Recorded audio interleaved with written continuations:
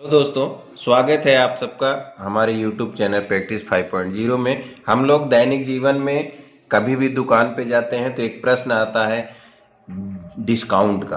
तो 10% discount, 20%, 15% discount दिया जाता है, तो हम लोग उसको कैसे निकालेंगे हम लोग जानेंगे। दैनिक जीवन में पढ़ाई से लेकर के इसका प्रायः उपयोग होता है।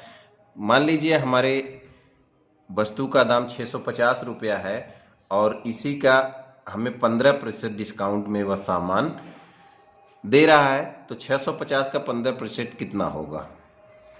हम लोग इसको आसानी से सॉल्व कर लेंगे।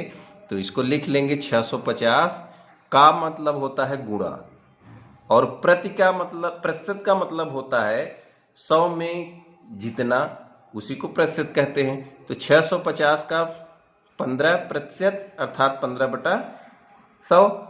अब हम लोग इसको सॉल्व कर लेंगे, 0 0 से कैंसिल हो जाएगा। यह देखेंगे किससे कट रहा है, 5 तिहाई 15, 5 दूनी 10। क्या 2 से कोई संख्या कट जाएगी? नहीं कट रहा है, तो हम लोग लिख लेंगे इसको 65 में गुणे 3/65 गुणे 3/2। अब इसका हम लोग गुणा कर लेंगे, 3 पचे 15 और 3 छक 18, 1 19 में 2 से भाग दे देंगे। तो दोस्तों यह आ जाएगा 2 9 18 और 2 सत्ते 14, 2 पंजे 10।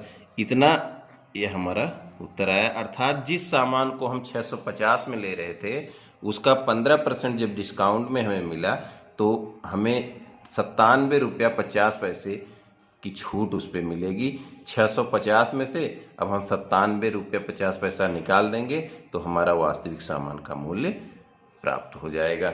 इसी तरीके से आइए हम लोग अगला देखते हैं। हमारा दूसरा प्रतिशत जो निकालना है वह है 500 का 40% कितना होगा। तो हम लोग पूर्व की तरह लिख लेंगे 500 का मतलब गुणा, 40% का मतलब होता है 40/100। अब दोस्तों हम यहाँ काट देंगे, 0 0 से कट गया, 1 0 इस 0 से कट जाएगा। अब ऊपर बचा हमारे पास 50 गुणे 4, तो यह आंसर हो गया 5 चौके 20, 200। तो उत्तर हमारा प्राप्त हो गया 500 का 40% 200 होगा। इस तरीके से हम लोग एक तीसरा प्रश्न भी देख लेते हैं। इसमें तीसरा प्रश्न है 1000 का 30% कितना होगा। तो हम लोग पूर्व की तरह लिख लेंगे 1000 का मतलब गुणा 30% अर्थात 30/100।